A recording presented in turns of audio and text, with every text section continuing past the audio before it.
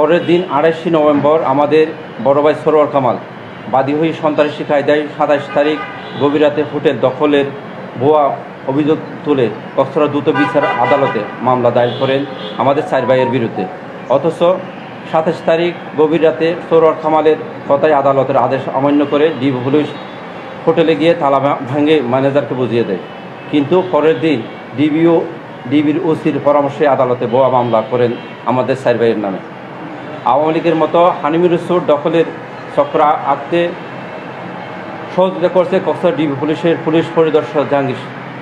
কারণ 27 নভেম্বর সকালে একটি রেস্টুরেন্টে আমার বড় ভাই সরোয়ার কামাল সহ ডিবি পুলিশ পরিদর্শক জাহাঙ্গীর সাহেবের বৈঠক হয়, যার ভিডিও তথ্য রয়েছে।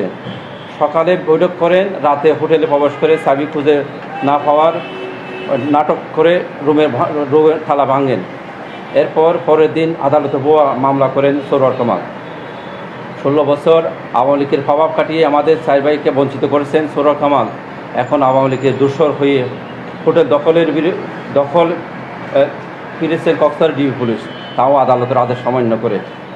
কক্সবাজার ডিবি পুলিশের এমন অবৈধ কর্মকাণ্ডের প্রতিকার 30 নভেম্বর কক্সবাজার সদর থানা কক্সবাজার পুলিশ সুপার অধীনে কক্সবাজার ডিজিএফআই চট্টগ্রাম রেঞ্জ ও পুলিশ হেডকোয়ার্টার বরাবরে লিখিতভাবে আমরা অভিযোগ দায়ের করি।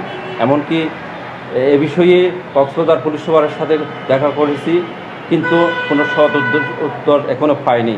এ বিষয়ে ডিবির জাহাঙ্গীর সাহেবের সাথেও কথা বলেছি, উনি কোনো পদক্ষেপ না নেওয়ার আমরা বুঝতে পারছি এটা ডিবির ওসি জাহাঙ্গীর সাহেবের নেতৃত্বে আমার ভাই সরোয়ার কামাল এই ঘটনা ঘটিয়ে আমাদের মিথ্যা মামলা দায়ের করেছেন।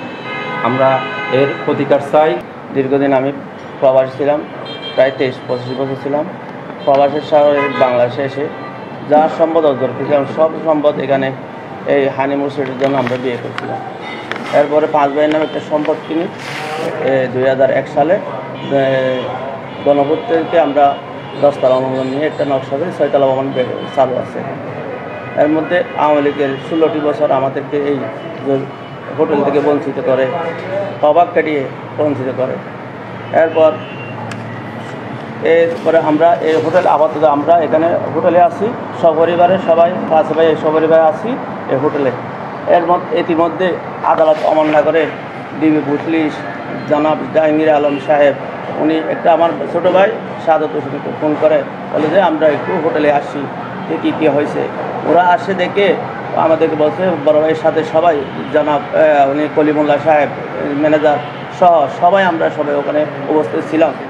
এরপরে ওরা 8টা 10টা চাবি করে খুঁজে পাচ্ছে না বলে বড় ভাই অভিযোগ করছে ডিবির সাথে।